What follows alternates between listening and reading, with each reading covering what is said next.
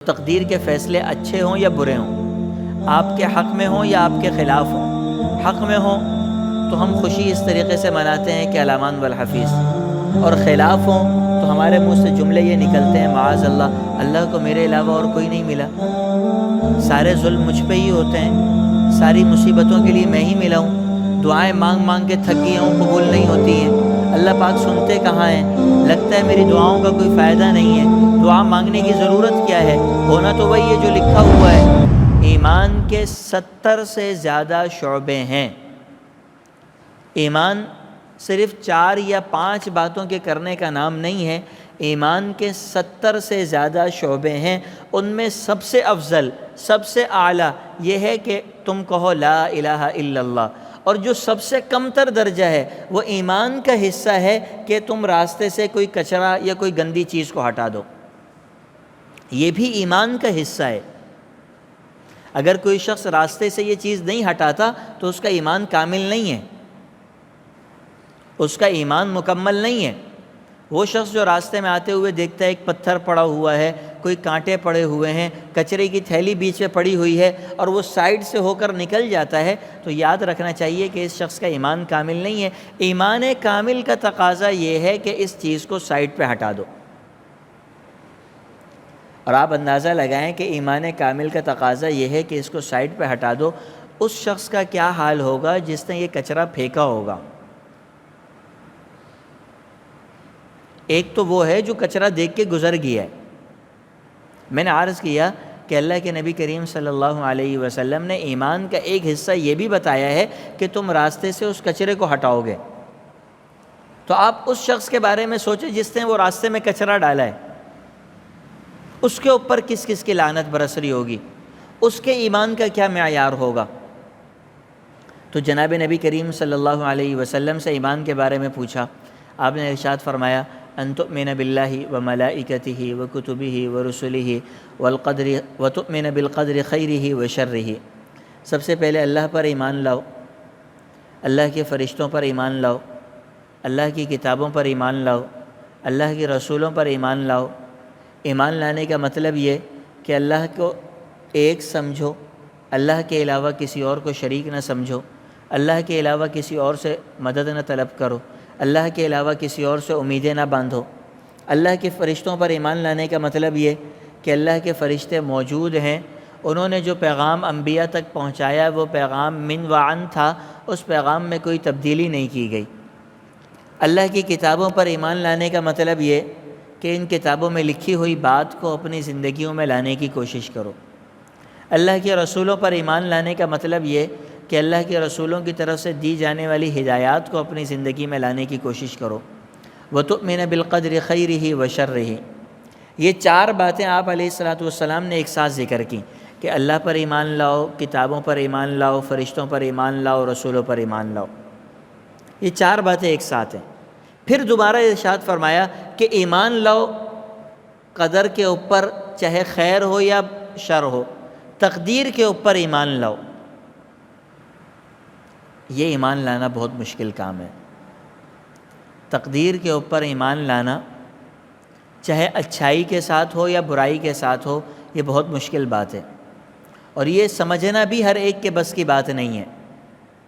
آپ علیہ الصلوۃ والسلام نے ایک دفعہ ارشاد فرمایا کہ میری امت میں ایک فتنہ ہوگا جو تقدیر کے مسئلے میں بحث و مباحثہ کرے گا۔ لا تفاتحوہم ولا تجالسوہم، جب تم ایسے لوگوں کو دیکھو جو اللہ کے فیصلوں کے بارے میں آپس میں تبصرہ کرنے لگ جائیں، اللہ کی تقدیر کے اوپر بات کرنے لگ جائیں، جن کے یہاں سوال یہ ہو کہ اللہ کون ہے، اور اللہ نے اگر ہر چیز کے بارے میں فیصلہ کیا ہوا ہے تو ہم پھر کس بات کے مکلف ہیں۔ اگر اللہ نے یہ فیصلہ کیا ہوا ہے کہ میں نے کل کوئی گناہ کرنا ہے تو پھر میری ذمہ داری کس بات کی ہے؟ اگر اللہ نے یہ فیصلہ کیا ہوا ہے کہ میں نے بد نظری کرنی ہے تو پھر میری ذمہ داری کس بات کی ہے؟ ذمہ داری تو اس کی ہے جس نے یہ فیصلہ کیا ہے، میں تو مجبور ہوں، اس لیے کہ اللہ کے فیصلے کے خلاف بھی نہیں ہو سکتا، اللہ کے فیصلے کے ہم پابند ہیں۔ یہ ناممکن سی بات ہے کہ اللہ نے ہمارے بارے میں ایک فیصلہ کیا ہو اور میں اس کے خلاف کر کے دکھا دوں، یہ ایک ناممکن سی بات ہے۔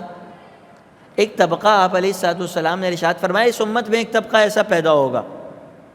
جب یہ طبقہ پیدا ہو جائے تو تم ان سے بات بھی نہیں کرنا، ان کے ساتھ بحث و مباحثہ بھی نہیں کرنا، ولا تجالسوہم، ان کی مجلس میں بھی نہیں بیٹھنا، اگر یہ کہیں مجلس جما کر بیٹھنے کی کوشش کریں تم ان سے کہو السلام علیکم اور وہاں سے چلے جاؤ، ان کے ساتھ بیٹھنے کی ضرورت نہیں۔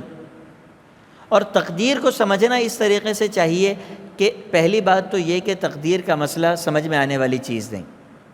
ایک دفعہ حضرت علی بن ابی طالب رضی اللہ تعالی عنہ سے کسی شخص نے سوال کیا کہ ہمیں اختیار حاصل ہے یا نہیں ہے؟ حضرت علی رضی اللہ تعالیٰ عنہ نے ارشاد فرمایا کہ کھڑے ہو جاؤ۔ وہ آدمی کھڑا ہو گیا،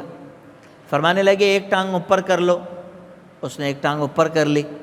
کہا دوسری ٹانگ بھی اوپر کر لو، اس نے کہا دوسری اوپر کروں گا تو کھڑا نہیں رہ سکتا۔ آپ نے فرمایا جتنا ایک ٹانگ اوپر کرنے میں تمہیں اختیار تھا اتنا تمہارا اختیار اپنے اعمال پر ہے، اور جتنا دوسری ٹانگ اوپر نہ کرنے کا تمہارے پاس اختیار ہے اتنا تمہارے اعمال کے اوپر اختیار نہیں ہوتا ہے۔ جس طریقے سے تم دونوں ٹانگیں اوپر نہیں اٹھا سکتے ہو، یعنی مطلقاً تم مالک نہیں ہو کہ جیسے چاہو کر لو، اور اسی طریقے سے تم مجبور بھی نہیں ہو کہ تمہارے ہاتھ کو اللہ رب العزت کے فرشتے پکڑ کر ہلا رہے ہوں۔ اس کو آپ ایسے سمجھیں جیسے آپ کسی اسکول میں کسی کالج میں پڑھ رہے ہوں، یا کسی اسکول یا کالج میں آپ پڑھا رہے ہوں اور وہاں کسی ایک بچے کے بارے میں نشاندہی کریں کہ بیٹا آپ امتحان میں فیل ہو گئے، اور واقعتاً وہ بچہ فیل ہو جائے تو اس کا یہ مطلب نہیں ہوتا کہ جس نے کہا ہے اس کے کہنے کی وجہ سے فیل ہوا ہے۔ کبھی ایسا ہوا ہو آپ کو کسی نے کوئی بات کہی اور وہ واقعتاً ہو جائے تو اس کا یہ مطلب ہوتا ہے جس نے کہا ہے اس کے کہنے کی وجہ سے ہوا ہے؟ صرف اس حد تک ہوتا ہے کہ کہنے والے نے کہہ دیا بس آگے ہو گیا۔ جیسے ایک استاد کو اندازہ ہوتا ہے کہ یہ بچہ فیل ہوگا، اسی طریقے سے اللہ رب العزت کی طاقت اور قدرت اور علم استاد سے زیادہ ہے، اس لیے اللہ کو اندازہ ہے کہ ہم میں سے ہر ایک کیا کرے گا۔ تو تقدیر کے فیصلے اچھے ہوں یا برے ہوں، آپ کے حق میں ہوں یا آپ کے خلاف ہوں، حق میں ہوں تو ہم خوشی اس طریقے سے مناتے ہیں کہ الامان والحفیظ، اور خلاف ہوں تو ہمارے منہ سے جملے یہ نکلتے ہیں معاذ اللہ، اللہ کو میرے علاوہ اور کوئی نہیں ملا، سارے ظلم مجھ پہ ہی ہوتے ہیں، ساری مصیبتوں کے لیے میں ہی ملا ہوں، دعائیں مانگ مانگ کے تھک گیا ہوں، قبول نہیں ہوتی ہیں، اللہ پاک سنتے کہاں ہیں، لگتا ہے میری دعاؤں کا کوئی فائدہ نہیں ہے، دعا مانگنے کی ضرورت کیا ہے، ہونا تو وہی ہے جو لکھا ہوا ہے، میری قسمت ہی خراب ہے، میری قسمت ہی پھوٹی ہوئی ہے، میری قسمت ہی کھوٹی ہے۔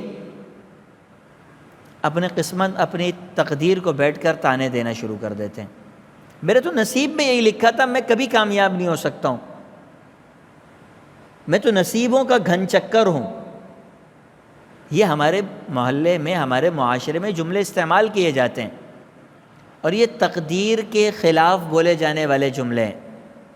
اگر تقدیر پر ایمان ہو تو آدمی ہر حال میں بولے کہ اللہ کا فیصلہ ہے مجھے منظور ہے۔ اگر تقدیر پر ایمان ہو تو ہر حال میں یہ جملہ ہو کہ اللہ کا فیصلہ ہے مجھے منظور ہے۔ میں نے عرض کیا کہ ہمارے یہاں نعمت مل جائے تو بھی ناشکری، نعمت چھن جائے تو بھی ناشکری۔